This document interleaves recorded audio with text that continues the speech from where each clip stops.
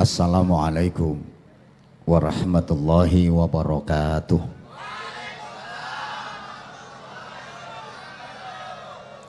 Bismillahirrahmanirrahim. Alhamdulillahi rabbil alamin wa kafa. Alladzi an'ama alaina wa hada. Wassalatu wassalamu ala nabiyil mujtaba wal muqtafa. Sayyidina wa maulana Muhammadinil Mustafa wa ala alihi wa ashabihi ahli sidqi wal wafa. Subhanaka la ilma lana illa ma 'allamtana innaka antal alimul hakim. Rabbi shrah li sadri wa yassir li amri wahlul 'uqdatam min lisani yafqahu qawli waj'al li waziran min ahli. Rabbana iftah bainana wa baina qaumina bil haqqi wa anta khairul fatihin. Amma ba'du. Sadatal qurama, habaibana al fudala, wa masyayikhana al a'izza, wa bimuqaddimah fadilatil mukarram Kiai Haji Muammar Zainal Ashiqin, mata'anallah bituli hayatih wa nafa'anallah bi'ulumih wa adamallah karamahu fid din wa dunya wal akhirah. Beliau the legend of Qari'il Quran. Mudah-mudahan Allah selalu memuliakan beliau. Fadilatul Mukarram Kiai Haji Ali Mustafa bersama para alim, para kiai, para tuan guru, masyayikh, asatid, dan para sesepuh yang kita banggakan, hadirin hadirat, ma'asyiral muslimin wal muslimat. Malam ini sungguh spesial, sungguh spektakuler. Saya merasa gembira, bahagia, sekaligus bangga menyaksikan semangat dan antusias masyarakat Pontianak menghadiri majelis malam ini.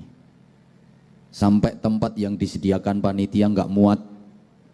Padahal mendatangi acara semacam ini kan tidak wajib. Tapi semangat kehadiran masyarakat Pontianak luar biasa. Apalagi kalau mendatangi acara yang wajib pasti lebih semangat, betul? Kalau acara yang nggak wajib semacam ini aja semangatnya luar biasa, apalagi mendatangi acara yang wajib seperti sholat subuh berjamaah.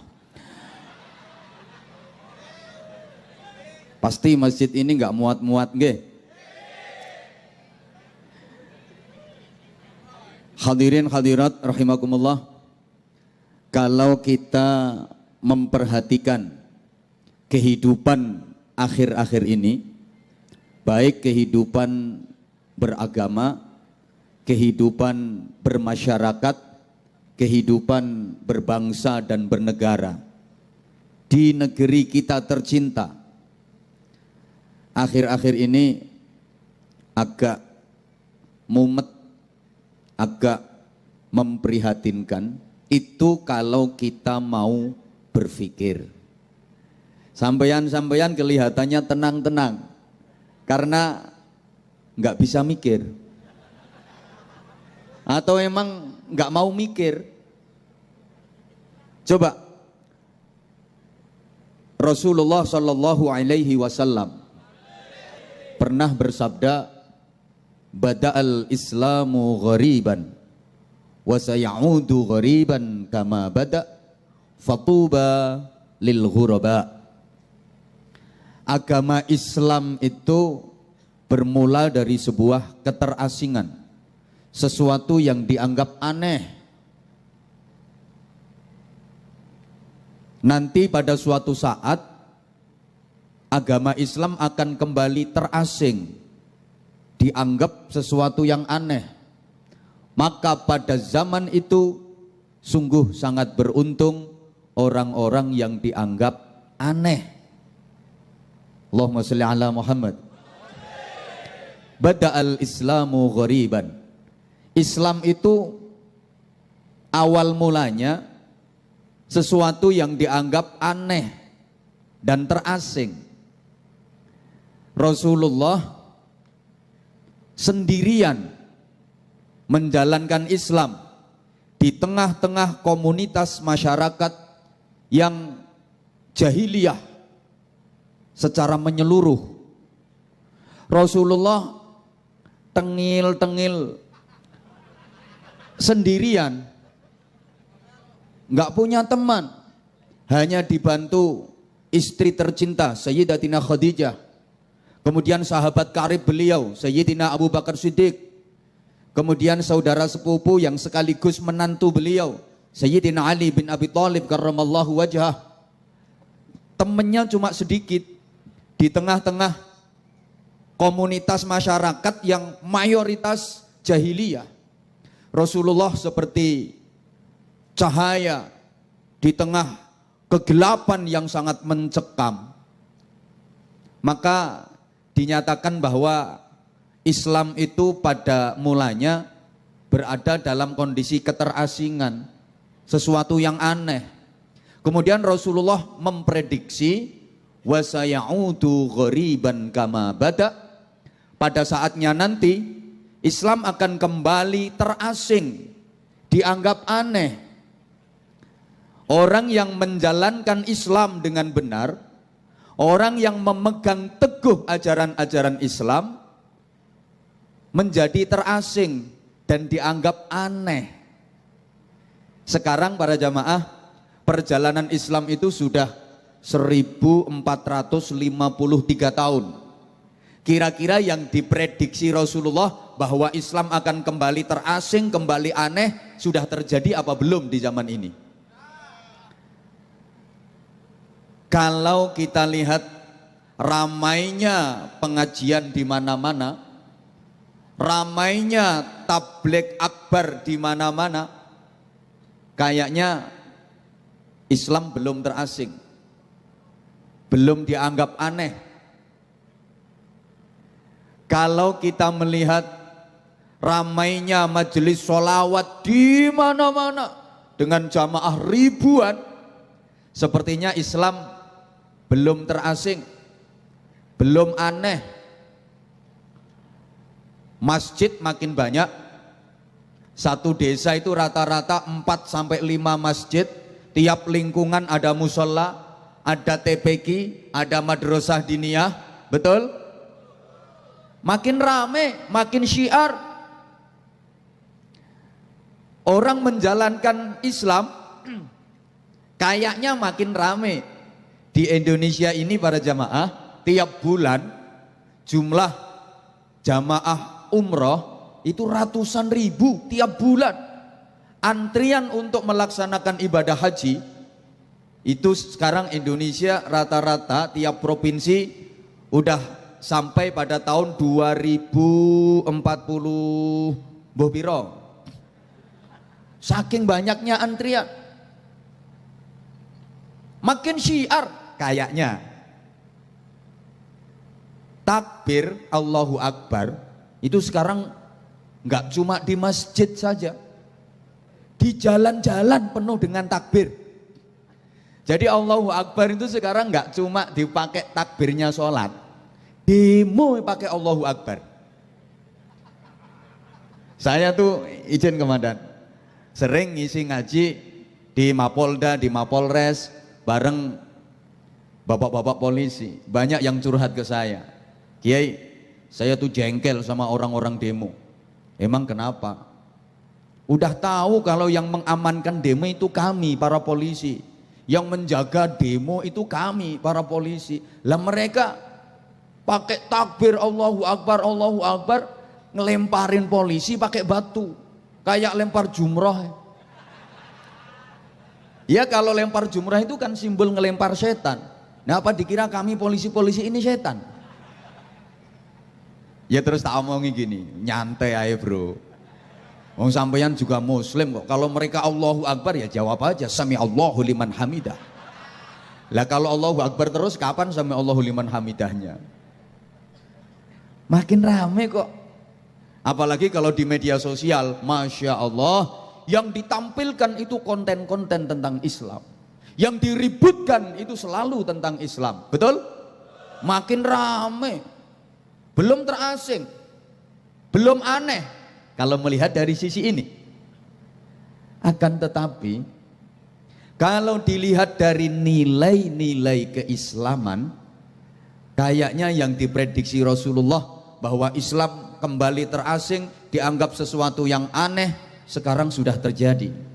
Orang yang benar-benar memegang Islam dengan teguh, menjalankan ajaran-ajaran Islam dengan benar, di zaman ini sudah dianggap aneh dan jadi terasing. Allahumma sholli ala Muhammad. Zaman sekarang di mana setiap tangan sudah pada pegang HP, betul? Kok ada anak muda yang kemana-mana pegang tasbih sambil diputer,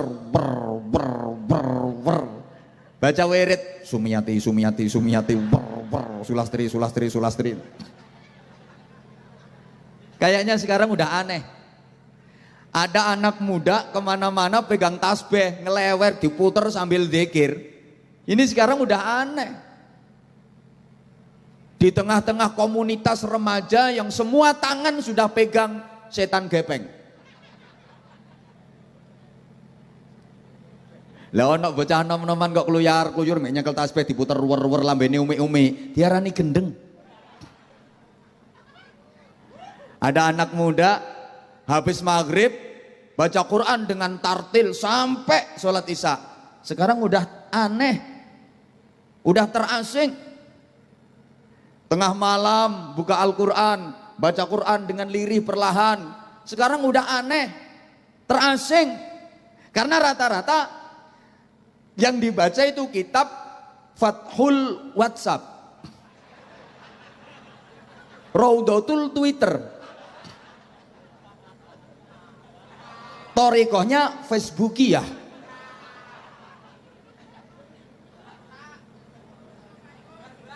Allahumma sholli ala Muhammad. Coba saya tanya, dari seluruh jamaah yang hadir di sini, siapa yang merasa punya anak usia SMP, SMA yang tadi pagi ikut sholat subuh berjamaah di masjid? Angkat tangan. Aneh kalau ada yang seperti itu.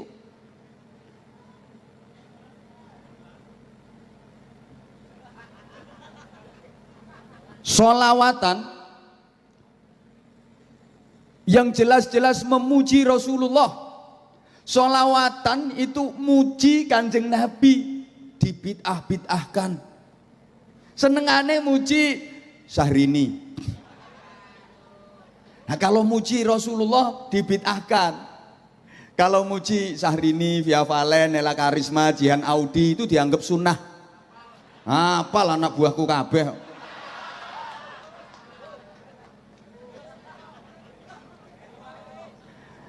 Agama Islam yang oleh Rasulullah diproklamirkan sebagai agama yang samhah, agama yang luas, mencakup semua komponen, semua lapisan, semua elemen, agama yang sejuk, damai, agama yang meringankan, tidak memberatkan umat, agama yang menyenangkan, tidak menakutkan, tidak menakut-nakuti. Sekarang dianggap kalah keren dengan yang berani pertentangan. Dianggap kalah keren dengan yang rainya sangar-sangar. Kalah keren dengan yang berani keras, berani mencaci, berani menghujat kelompok lain. Kalau nggak mau pertentangan dianggap nggak Islami. Kalau wajahnya nggak angker dianggap kurang afdol. Kalau nggak berani mencaci, menghujat dianggap nggak bisa masuk surga. Sama nih ngurungokno apa ora toh? Oh ya wes. Allahumma sholli ala Muhammad. Padahal Kalau Anda meneliti Al-Quran, alah nek potonganmu yarang ngira ngerti Quran. Siapa yang layak menghuni surga? Siapa yang disediakan surga untuk mereka? Halo? Menurut Al-Quran, siapa yang layak menghuni surga? Kok nganu? Ternyata para jamaah, yang layak menghuni surga, yang disediakan surga itu orang-orang yang bertakwa. Uiddat lil muttaqin. Surga itu disediakan Allah untuk orang-orang yang bertakwa. Hanya orang-orang bertakwa yang berhak menghuni surga. Berarti kalau nggak bertakwa nggak bisa masuk surga. Nah sekarang definisi takwa yang paling ringan, saya ceramah enteng-entengan saja karena saya bisanya yang enteng-enteng. Kalau disuruh yang berat saya sendiri nggak bisa, makanya saya nggak pernah menyampaikan ceramah yang berat-berat, yang dalam-dalam, karena saya sendiri nggak bisa. Lah wong aku dhewe ora iso nglakoni kok tak sampaike nanggone wong. Makanya yang enteng-enteng saja. Ini definisi takwa yang paling enteng. Tolong perhatikan karena ceramah saya ini udah nggak bisa diendekno meneh. Iki wis pol rendah iki wisan. Dene nek sik gak paham berarti saking oone. Definisi takwa yang paling enteng itu imtitsalul awamir wajtinabun nawahi. Imtitsalul ma'murat wajtinabul manhiyat. Artinya menjalankan semua perintah, meninggalkan semua larangan. Perhatikan kata-kata saya, boleh dicampur pakai bahasa Jawa? Ngelakoni sekabehane perintah, ninggalno sekabehane larangan. Kalau ngelakoni perintah saja gampang, ninggalno larangan saja gampang. Yang sulit itu sekabehane. Kalau menjalankan perintah gitu aja gampang, meninggalkan larangan gitu aja mudah. Yang sulit itu semua. Mana yang menunjukkan makna semua? Al-awamir, an-nawahi, al-ma'murat, al-manhiyat. Itu yang menunjukkan makna keseluruhan. Jam'ul mu'arrafu bi'al yaqtadil umum. Ini khusus untuk yang ngerti saja. Al yang masuk pada jamak itu menunjukkan makna menyeluruh. Makanya semua perintah dijalankan, semua larangan ditinggalkan. Itu takwa. Nah sekarang kira-kira kita sudah masuk kategori orang yang bertakwa atau belum? Tolong dijawab. Anda sudah bisa menjalankan semua perintah apa belum? Sudah bisa meninggalkan semua larangan apa belum? Berarti sudah termasuk orang yang bertakwa apa belum? Jujur banget. Coba kita urut. Perintah dulu, apa semuanya sudah bisa kita laksanakan? Sholat enggak? Dijawab yang kencang, sholat. Ramadan puasa. Zakat fitrah. Ngaji. Zikir. Sholat tahajud. Oh nek eleng, nek kober, berarti belum semua. Maaf, sekarang larangan apa udah ditinggalkan semua atau belum? Halo, membunuh orang? Enggak. Yang semangat, yang kompak, membunuh orang? Berzina? Mabok? Nyuri? Ngerasani? Berarti belum semua larangan ditinggalkan. Berarti belum bertakwa? Belum. Woi, Woi. Apalagi kalau dirinci lagi, malah mumet ndasmu. Larangan yang paling keras itu namanya syirik, menyekutukan Allah. Sampai itu ayat Qur'annya, innallaha la yaghfiru an yushraka bihi wa yaghfiru ma duna dzalika liman yasha.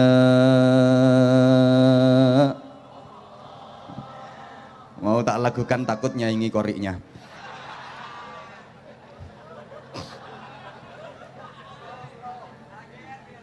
Sesungguhnya Allah tidak akan mengampuni dosa syirik, menyekutukan Allah, dan Allah mengampuni dosa-dosa selain syirik kepada orang-orang yang dikehendaki. Ini banyak yang salah memahami ayat ini, dianggap syirik itu dosa yang sama sekali tidak terampunkan. Padahal artinya enggak seperti itu. Umar bin Khattab itu mantan syirik, betul? Wis to gak paham ya wis ngomong betul ngono lho. Khalid bin Walid itu mantan syirik, betul? Abu Sufyan itu mantan syirik.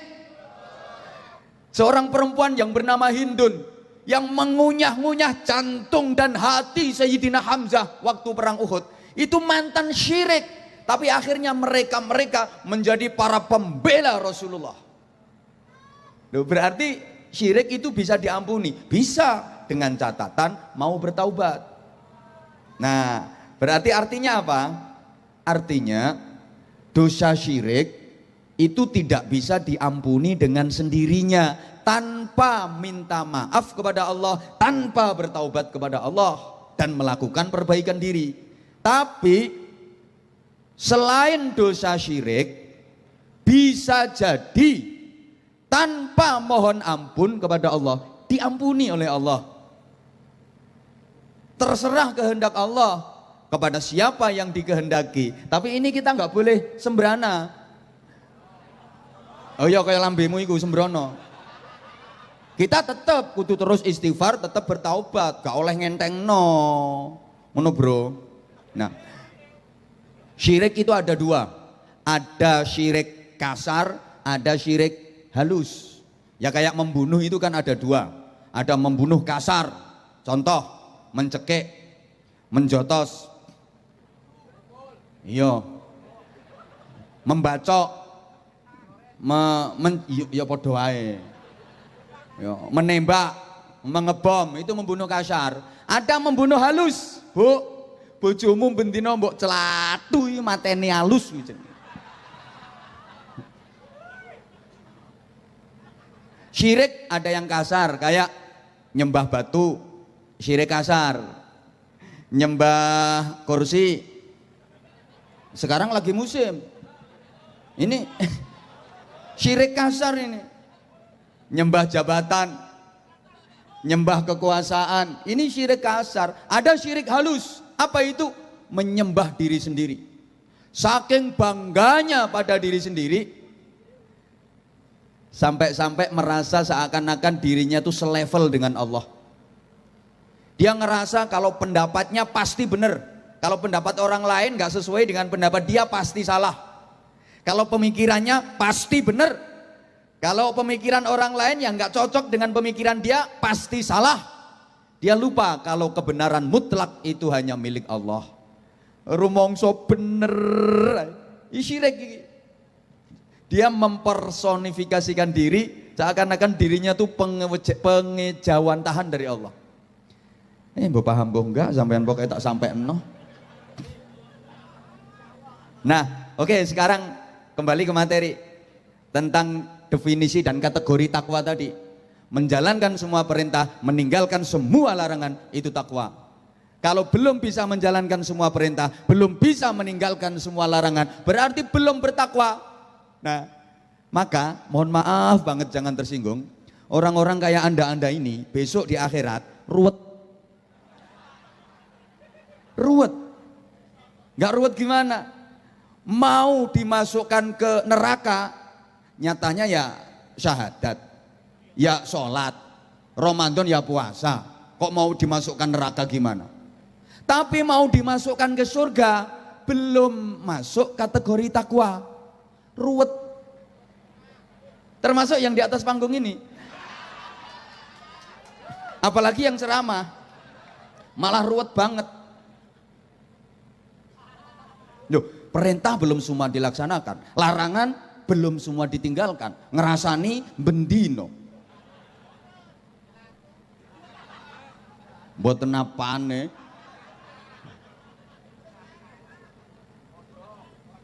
Iya sama. Makanya ruwet. Rasa-rasanya kalau saya perhatikan Anda ini besok di akhirat sama malaikat kan disuruh, ayo kamu ke neraka.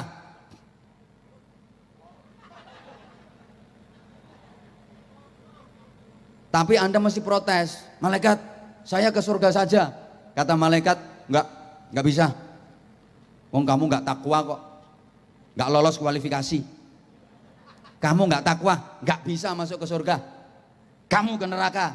Mesti kalian protes, pasti protes. Malaikat, saya ini syahadat, saya Islam, saya menjalankan sholat, Ramadan saya puasa, ada pengajian saya datang. Gak melek bawa matamu. Dan malaikatnya di mata-mata ke. Kamu juga tahu kan? Ruwet.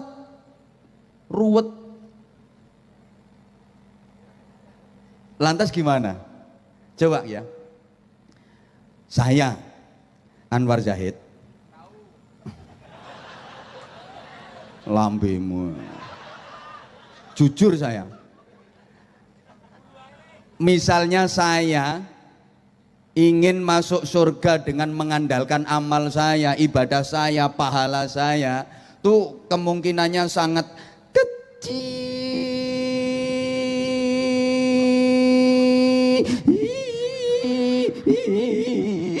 banget.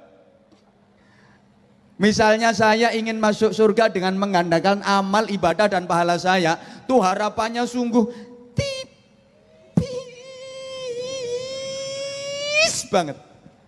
Saya tahu berapa banyak ibadah saya tahu berapa banyak sholat saya tahu berapa banyak puasa saya tahu berapa banyak sedekah saya tahu berapa banyak saya menolong orang.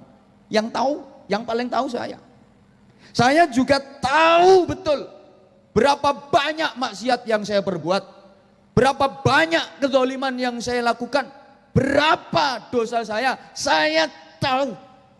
Makanya saya sadar, kalau ingin masuk surga mengandalkan amal, ibadah, pahala, nggak ada harapan. Maaf, itu saya. Alhamdulillah nek nyadar. Terus saya tuh berpikir gini, Nabi Adam yang sudah jelas-jelas tinggal di surga, cuma gara-gara kesalahan satu, memakan buah dari syajaratul khuldi, dikeluarkan.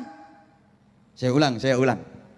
Nabi Adam yang sudah jelas-jelas tinggal di surga, cuma gara-gara kesalahan satu saja dikeluarkan. Lah orang Pontianak yang salahnya nggak terhitung kok malah pengen masuk. Sampean sehat?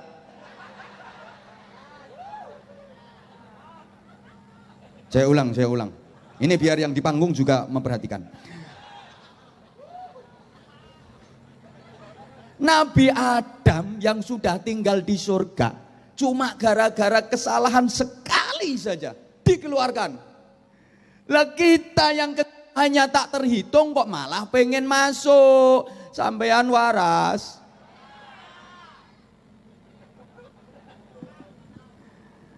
Maka kalau Abu Nuwas punya syair luar biasa yang kita kenal dengan i'tiraf. Sama-sama kita baca. Ilahi lastu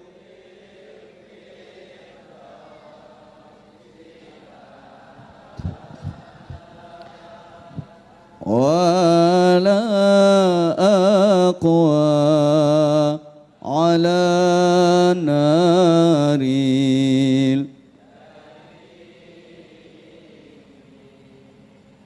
fahabli batawaghfir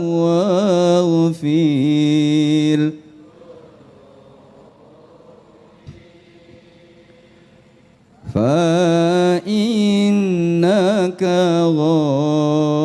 ghafirudz dzambil. Kita harus seperti itu. Ya Allah Tuhanku, aku sama sekali nggak pantas menjadi penghuni surga karena nggak masuk kategori orang yang bertakwa. Tapi kalau misalnya dihukum, disiksa di neraka, nggak akan kuat. Karenanya berikan kemampuan dan kekuatan kepadaku ya Allah agar mampu mentaubati seluruh dosa-dosaku, dan berikanlah ampunanmu kepadaku agar dosa-dosaku terhapus. Hanya Engkau yang maha mengampuni dosa. Kita berharap ampunan dan rahmat Allah subhanahu. Imam Bushiri yang punya qasidah burdah yang sangat fenomenal, dibaca umat Islam seluruh dunia, diterjemah dalam berbagai bahasa. Qasidah burdah itu berupa syair, sampai bisa dijadikan suwuk. Iya, ada syair kena gawe suwuk, kena gawe jimat, itu cuma qasidah burdah. Saking hebatnya pengarang. Syair kok gawe nyuwuk, syair kok iso dadi jimat, top. Nah, Imam Bushiri saja yang begitu hebat, nggak berani mengandalkan amalnya. Apalagi kita sholat 99,99%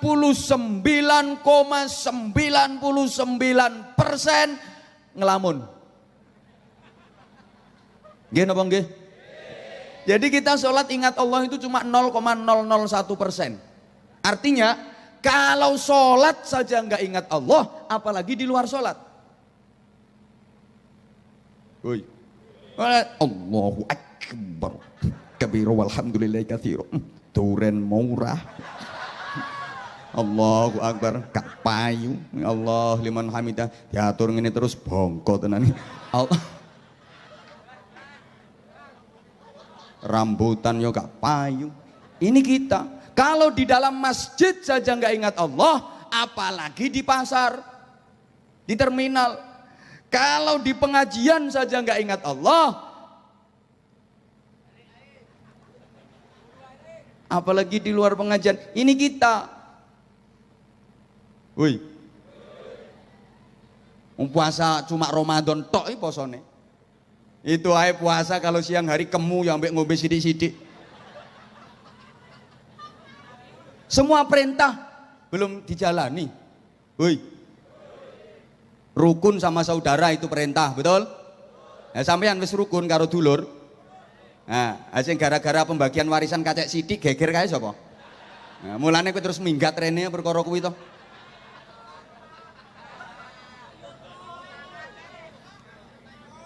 Ya Allah,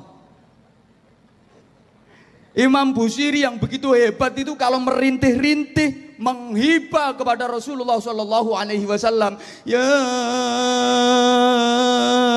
akramal khalqi mali man aludhu bihi siwak, ya akramal khalqi mali man aludhu bihi siwaka inda hululil hadithil amimi.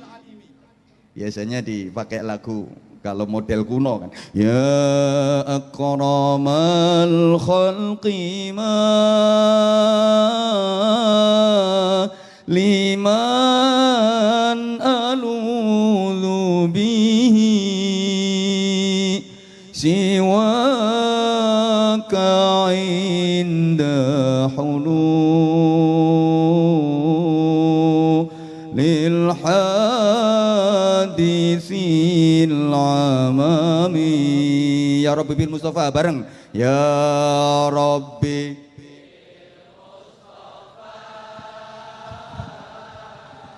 baligh maqasidana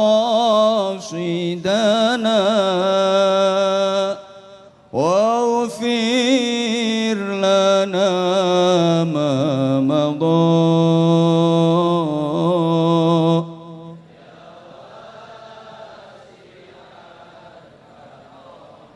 tambah huwal habib huwal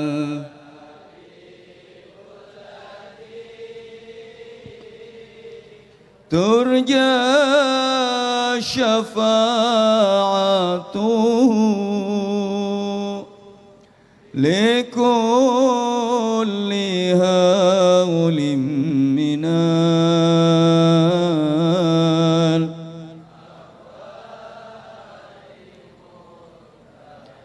ya akramal khalqi, wahai semulia-mulianya makhluk, maksudnya Rasulullah. Nanti pada hari kiamat yang sangat mencekam dan menakutkan, siapa yang bisa saya gendoli? Apa gendoli itu bahasa Indonesianya? Pokoknya gendoli ngono. Benjeng dinten kiamat yang begitu mencekam, begitu menakutkan. Sinten sing saged kula gendoli yen boten panjenengan? Kiamat yang sungguh sangat dahsyat itu. Saya ngantuk ben melek.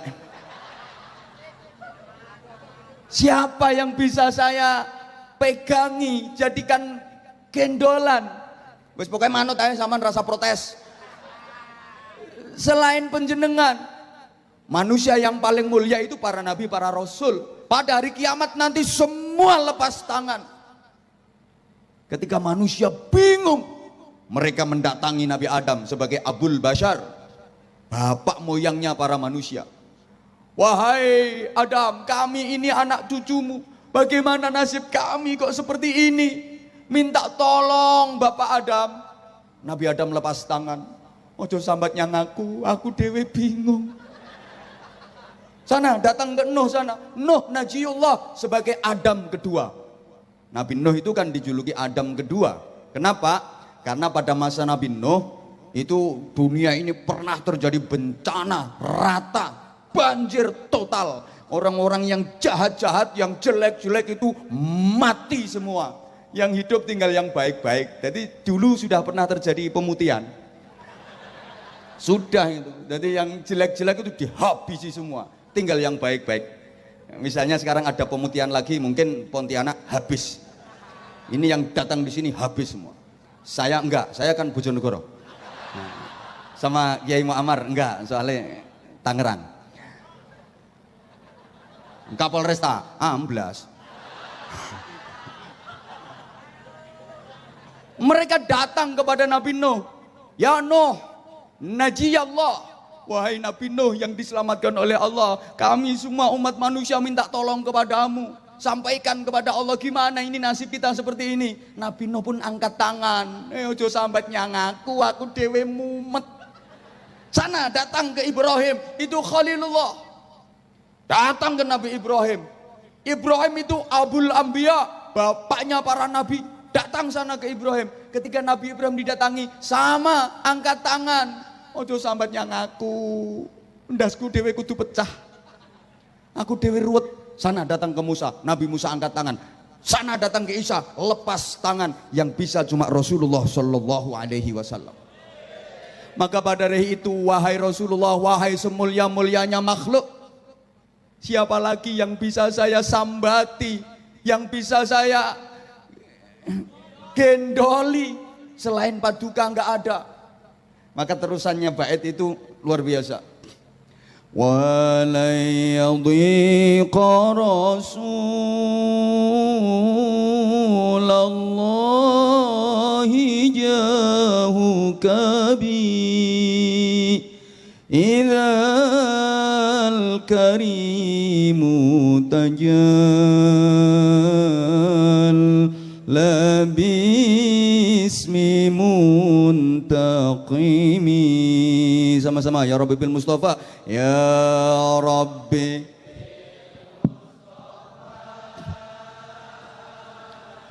baligh maqasidana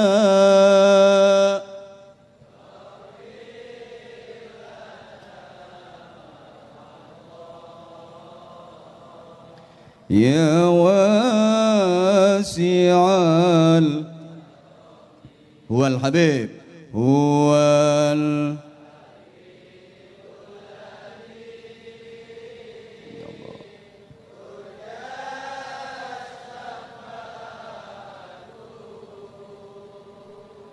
likulli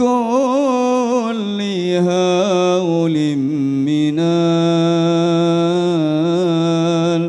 ahwali muqtahimi. Allahumma sholli ala Muhammad. Pangkatmu yang begitu agung, yang begitu mulia, yang begitu luas, wahai Rasulullah, nggak akan berkurang sedikit pun ketika aku ikut ndusel. Wis ta meneng ya. Nyatane yo paham yo gaya. Pangkatmu yang begitu luas, begitu agung, begitu mulia, nggak akan jadi sempit, nggak akan jadi berkurang dengan saya ikut penjenengan ya Rasulullah. Masa saya ngerepotin sih? Enggak kan? Ini namanya orang ngerayu. Masa sih saya kok bisa ngerepotin jenengan yang begitu dahsyat, begitu hebat, begitu agung, begitu mulia? Boten nek pangkatin jenengan berkurang, boten nek kula nyeseki, kula gandul jenengan lak boten nyeseki to nggih Rasulullah nggih. Nek kula nderek gandul panjenengan lak boten ngrepoti to. Kula mawon sing gendol, kula mawon. Wong Pontianak wis ora usah dipikir. Sakarepku to sing ceramah aku kok. Ya Allah. Idzal karimu tajalla bismi muntaqimin. Pada hari di mana Allah tampil dalam asmanya muntaqim, maknanya maha menyiksa, syadidul iqab, maha dahsyat siksaannya. Pada hari itu Allah tampil dalam asmanya muntaqim. Allah menunjukkan kehebatannya, keperkasaannya, kegagahannya, keagungannya, kesombongannya. Ini muntaqim. Gusti Allah ngetokke kerenge.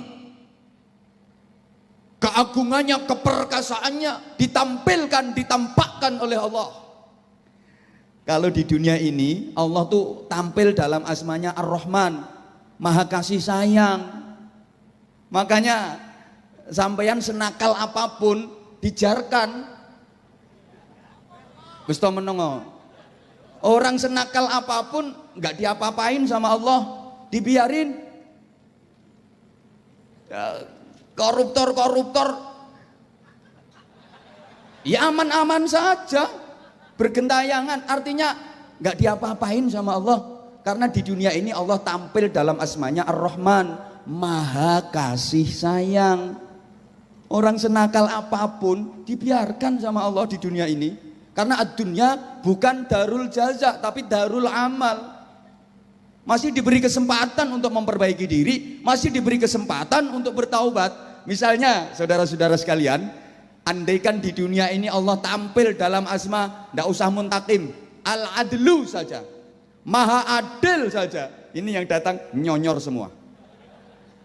Adil itu kan kalau benar dikasih hadiah, kalau salah dihukum, itu adil. Misalnya Allah tampil dalam asmanya adil di dunia ini yang datang nggak ada yang utuh, termasuk yang ceramah. Loh, ya kalau benar dikasih hadiah, kalau salah langsung dihukum. Ada orang laki-laki ngintip perempuan lagi mandi, nginceng wong wedok adus, langsung picek matane. Ngambung langsung gruwung irunge. Tangan dudul bokong, ciker, kiting. Menggunjing, ngerasani, ini namanya lambe, ilat, intil-intil, merotoli kabeh. Al-adlu kok, orang zina, wih, barangnya protol karinon jero. Andaikan kayak gitu, maaf, ini yang datang nggak ada yang utuh. Untung Allah di dunia ini tampilnya dalam asma Ar-Rahman. Lah besok di akhirat Allah tampil dalam asmanya Muntaqim, Maha menyiksa. Dan Allah menyeru dengan lantang, gembor-gembor kalau bahasa Jawanya, dengan lantang, aina mulukul ard, mana penguasa-penguasa di bumi, mana yang katanya dulu menjadi penguasa-penguasa di dunia, tunjukkan batang hidung kalian. Ini seluruh manusia, mulai manusia pertama Nabi Adam sampai manusia terakhir ngumpul jadi satu. Allah dengan perkasanya menyeru, gembor-gembor, aina mulukul ard, mana yang katanya penguasa-penguasa di dunia. Aina Namrud? Di Raja Namrud. Woi. Aina Fir'aun? Mana Raja Fir'aun? Yang katanya dulu penuh kekuasaan, ngaku jadi Tuhan. Aina Qarun? Di Qarun? Sing jarene soge blegedu. Semua dipanggil sama Allah. Aina Hitler? Hitler barang diceluk. Aina George Bush? Meneng atau? Ya penguasa kok. Aina Donald Trump? Aina Soeharto? Iya katut. Aina Jokowi? Jeketet semua. Depipis semua, ndak ada yang berani untek sama sekali. Kenapa? Kekuasaan dunia itu seberapa sih? Coba lihat peta alam semesta. Jangan cuma peta bumi, peta alam semesta. Bumi yang kita tinggali, planet yang bernama bumi yang kita tinggali, ini seberapa gede? Sak kacang hijau. Lah kalau bumi ini besarnya sekacang hijau, terus Pontianak sak piro? Sak wijen. Lah kalau Pontianak sak wijen, terus iki apa iki kampungnya jenenge? Hah? Siantang Hulu sak piro? Sak bleduk. Sak lugut. Lah terus jentianmu sak piro? Maka yang punya kekuasaan itu jepiping semua, betitit kabeh. Aina. Aku yang paling khawatir itu nanti kalau Allah menyeru terus akhirnya iso tekan, Aina Anwar Zahid? Mana Anwar Zahid yang dulu sering bengok-bengok?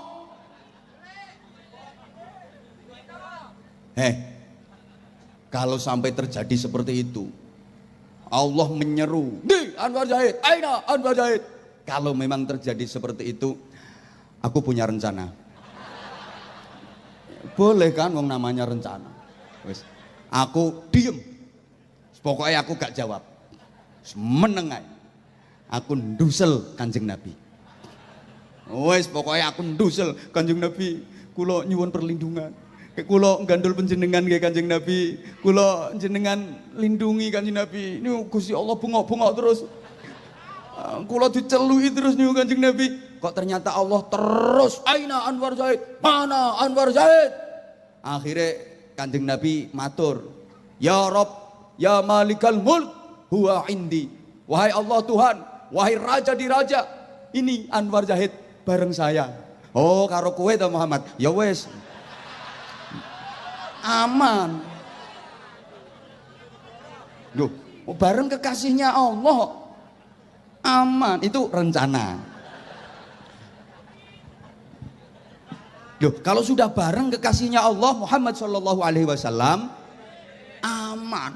Nah terus rencanamu piye? Podo mergo bar tak ceritani, mergo ngerti rencanaku. Cuma para jamaah rahimakumullah, rencana saya ini terus saya pikir-pikir lagi sendiri. Saya terus mikir sendiri gini. Nanti pada saat Allah menyeru kayak gitu, saya gandul Rasulullah, ndusel Rasulullah, engko pas Rasulullah nggak kenal aku. Ini yang saya takutkan. Pas kayak aku ndusel kayak gini terus sopo iki? Napa ndusel uang terus dikipatno. Kalau memang terjadi seperti itu, saya punya trik. Ya aja sampai kehilangan akal. Aku duwe trik. Rasulullah, saya kan yang sering-sering nyebut namamu. Setiap sholat saya selalu nyebut namamu, bersolawat kepadamu. Setiap mau berdoa saya selalu nyebut namamu, bersolawat kepadamu. Di pengajian-pengajian saya juga sering nyebut namamu. Ah, pura-pura nggak kenal. Terus Rasulullah senyum. Iya. Orang andel ya wes. Allahumma sholli ala Muhammad. Allahumma sholli ala Muhammad. Rasulullah itu sayang banget sama hambanya, sama umatnya. Yang jadi prioritas hidup Rasulullah itu keselamatan dan kemuliaan umatnya. Makanya kita bersolawat itu memuji Rasulullah, mengagungkan Rasulullah, mendoakan Rasulullah Shallallahu Alaihi Wasallam. Duh, apa Rasulullah perlu didoakan? Iya, Rasulullah itu sering ke sahabat-sahabatnya, kalau kamu doa, aku didoain juga. Jangan lupa, kalau kamu doa, aku didoain juga. Nek kowe ndonga, aku cangking ya aku katutno. Rasulullah sering seperti itu kepada sahabat-sahabatnya. Doakan yang mudah-mudahan cita-citaku berhasil, mudah-mudahan cita-citaku sukses. Maka bersolawat itu juga mendoakan Rasulullah. Lah mendoakan Rasulullah nanti manfaatnya kembali ke kita. Karena Rasulullah ibarat wadah, ini sudah terisi penuh. Kita bersolawat mendoakan Rasulullah itu sama dengan mengisi wadah yang sudah terisi penuh, tumpah. Lah tumpahannya itu nanti ke kita. Paham? Paham? Rasulullah punya cita-cita besar. Apa itu? Ingin agar seluruh umatnya masuk surga. Gak ada satupun yang masuk neraka. Maka nanti di akhirat Rasulullah itu masuk surga pertama, kemudian ngecek kondisi surga. Setelah itu Rasulullah lagi keluar lagi. Saya ulang, Rasulullah itu yang pertama kali masuk surga, ngecek kondisi surga, kemudian keluar lagi. Ngapain? Nyari umatnya untuk disyafaati, diajak masuk ke surga. Rasulullah keliling. Iki ndi wong Pontianak kok urung ana ketok. Padahal Bojonegoro wis mlebu kabeh. Siapa yang paling cepat dijumpai Rasulullah untuk diajak ke surga? Orang yang paling banyak bersolawat kepada Rasulullah.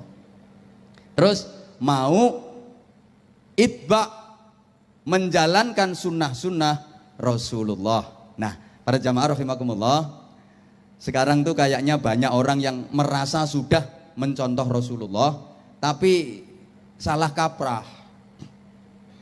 Dilanjut apa enggak ini? Ya, ada orang yang asal sudah pakai sorban, jubahan, jenggote dawa, sudah merasa seperti Rasulullah. Pakai jubah, sorban, jenggotnya panjang, sudah merasa seperti Rasulullah. Dia lupa kalau Abu Jahal ya seperti itu.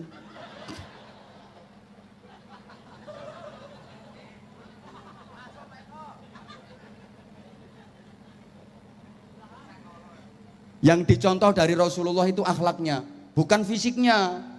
Nah, kalau sampean mau mencontoh fisiknya Rasulullah ya nggak akan bisa. Rasulullah itu fisiknya atletis, gagah, perkasa, tegap. Nah potonganmu. Rasulullah itu tampan, ganteng, sempurna. Lah rupamu koyo ngono.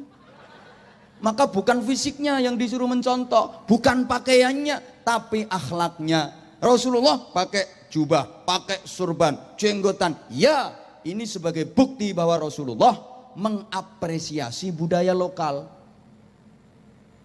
Bisa saja Rasulullah bikin mode pakaian sendiri, tapi Rasulullah nggak seperti itu. Sudah ngikutin umumnya masyarakat sini. Kalau masyarakat Arab sini pakai jubah, pakai surban, pakai jenggot, ya kita seperti ini saja. Ini bukti kalau Rasulullah itu mengapresiasi budaya lokal. Kalau mau bikin mode pakaian sendiri bisa, tapi Rasulullah nggak mau. Loh berarti nggak ada bedanya sama Abu Jahal? Ada. Jubahan, surbanan, jenggot panjang, wajahnya berseri, cerah, indah, bersahabat. Rasulullah. Jubahan, surbanan, jenggotan, wajahnya angker, kereng galak, Abu Jahal.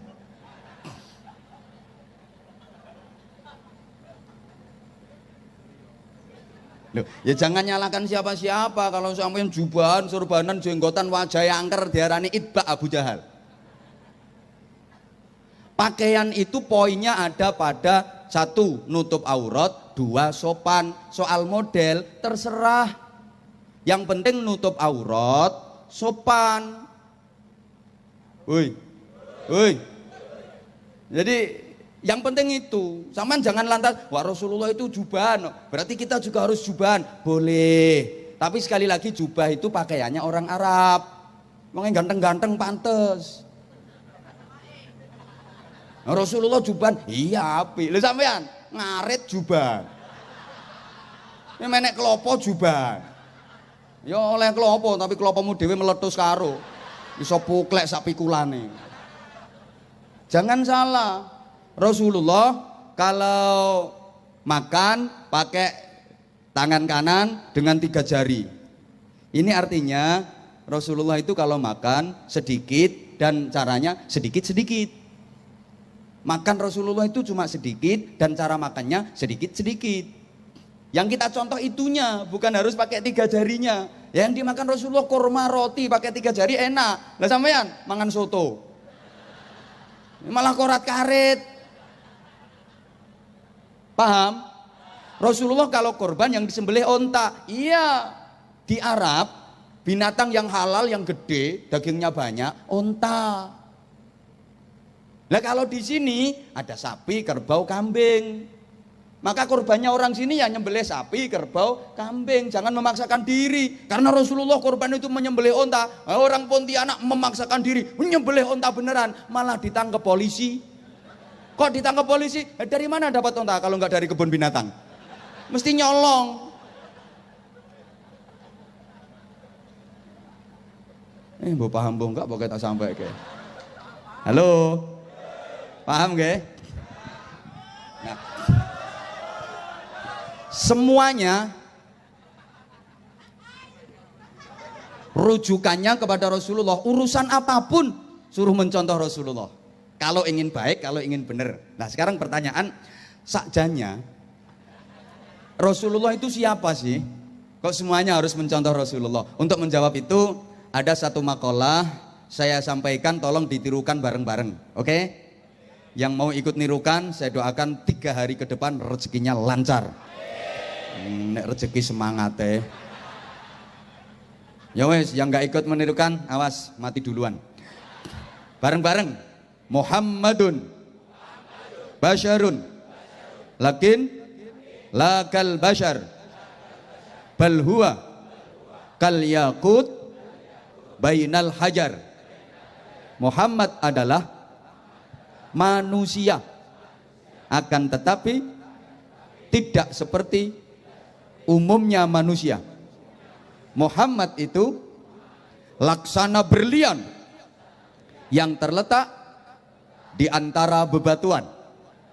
Ya, sekarang Anda semua jawab manusia gitu nggih?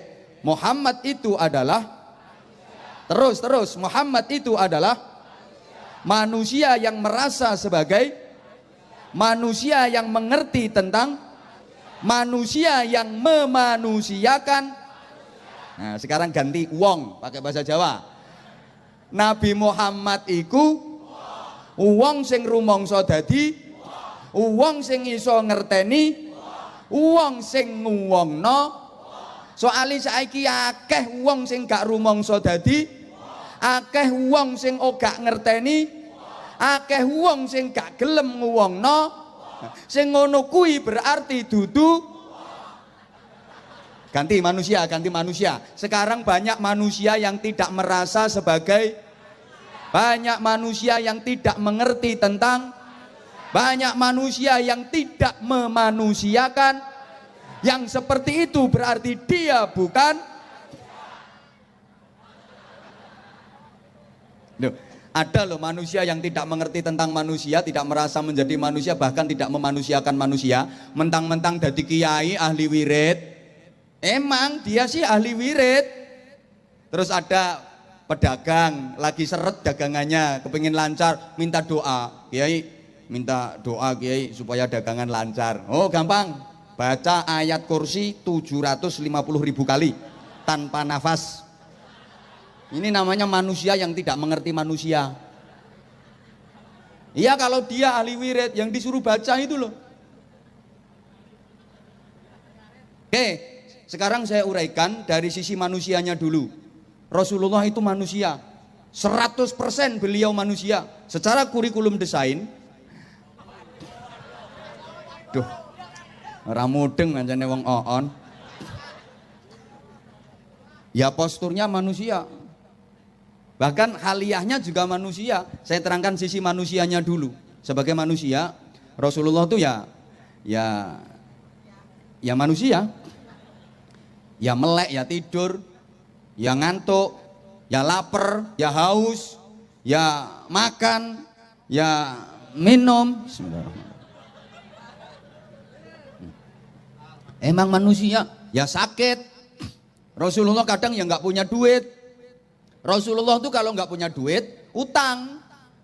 Maka umat Rasulullah yang baik kalau nggak punya duit, utang. Kalau sudah punya duit, nyaur. Kalau duitnya banyak, ngutangi, sedekah.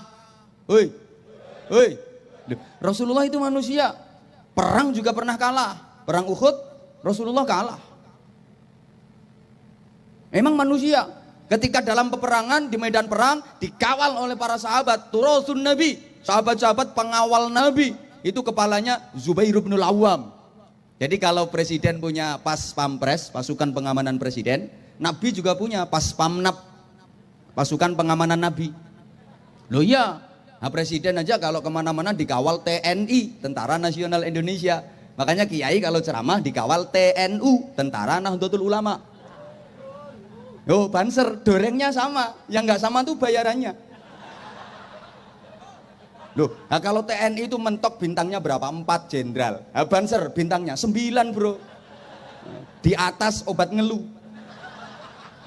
Obat ngeluh bintangnya cuma 7. Ini banser 9 bintangnya. Kenapa pakai dikawal? Karena nggak ada jaminan kebal senjata. Rasulullah lagi dakwah di Taif, dilemparun batu sama orang kafir, yang bendol, yang berdarah-darah. Maka umat Rasulullah itu kalau kena lempar batu, yang bendol, yang berdarah-darah.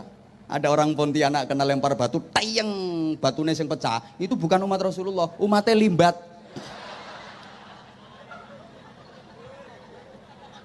Sebagai manusia, Rasulullah itu pernah kena sihir. Pernah kena santet Rasulullah itu. Pernah tembus. Emang dibikin gitu sama Allah. Rasulullah sakit lama, gak sembuh-sembuh. Berobat kemana-mana gak sembuh.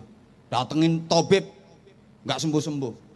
Akhirnya malaikat Jibril datang kasih tahu, ya Rasulullah, penyakit Anda ini penyakit non medis. Bukan penyakit biasa, Anda kena sihir. Di belakang rumahmu itu ada batu gede, di bawahnya ada barang tuh, ada ikatannya, tali ikatan jumlahnya 11. Ambil tuh barang, lepas tali pengikatnya, sembuh penyakitmu. Akhirnya para sahabat dipanggil, dikumpulin sama Rasulullah.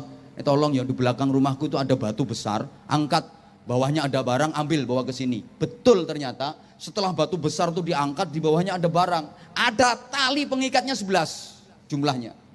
Diaturkan ke Rasulullah, kemudian Rasulullah merintah, tolong lepas itu talinya.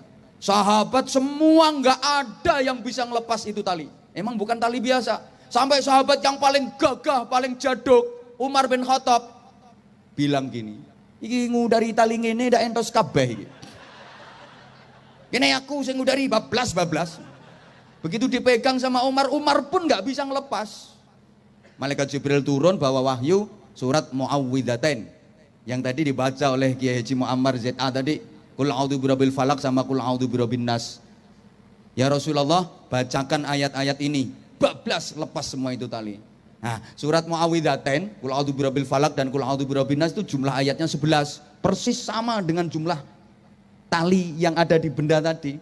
Setiap dibaca satu ayat, Qul a'udzu birabbil falaq, tar, lepas satu. Min syarri ma khalaq, tar, ya tar ngono mosok curut. Wa min syarri ghasiqin idza waqab, tar. 11 ayat dibaca, 11 tali ikatan tuh lepas semua, sembuhlah Rasulullah. Maka semenjak itu Rasulullah setiap mau tidur selalu membaca Muawwidzatain, ditiupkan kedua telapak tangan, diusap-usapkan ke sekujur tubuh. Ini bisa untuk melindungi diri dari sihir. Gak usah nang dukun tak-taki gula. Rasulullah itu manusia, ya pernah diomelin sama istri. Loh, Kanjeng Nabi ya tahu diomeli garwane, ya pure. Bojo ora ono sing genah, tinggal ae lek kesuwen. Tapi Rasulullah purenya enggak minggat, kholwat, iktikaf, dzikir, ngono. Ya Rasulullah yang pernah diomelin istri, apa maneh?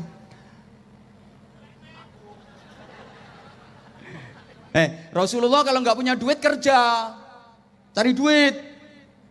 nggak tahu mentang-mentang ganti nabi, nggak punya uang menggandakan uang. Itu duduk kanjeng nabi, kanjeng Dimas taat pribadi.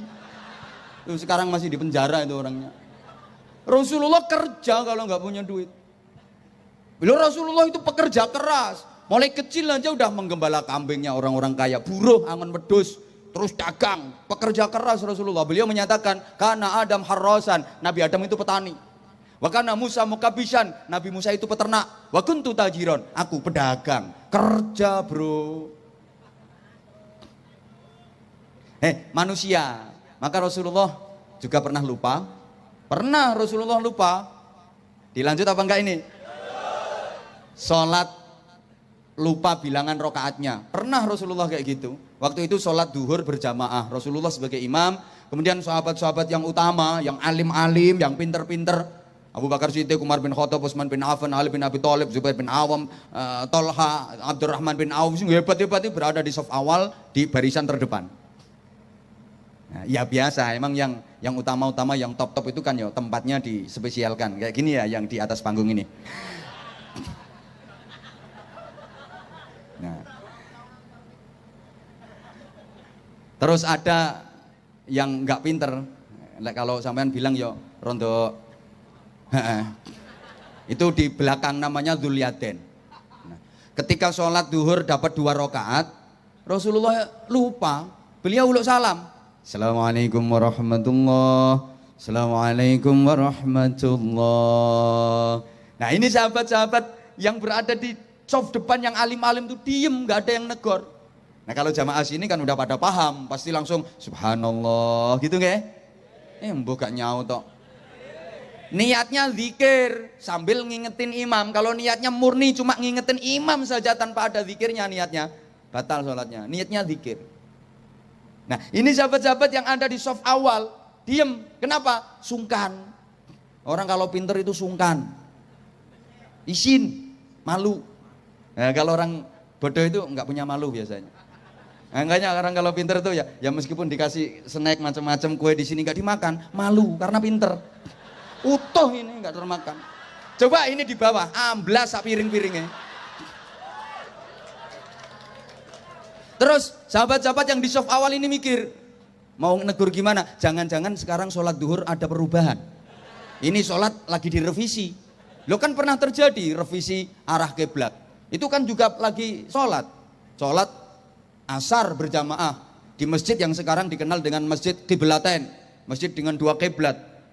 Awalnya sholat itu kiblatnya kan ke Masjidil Aqsa, ke Baitul Maqdis, Palestina itu.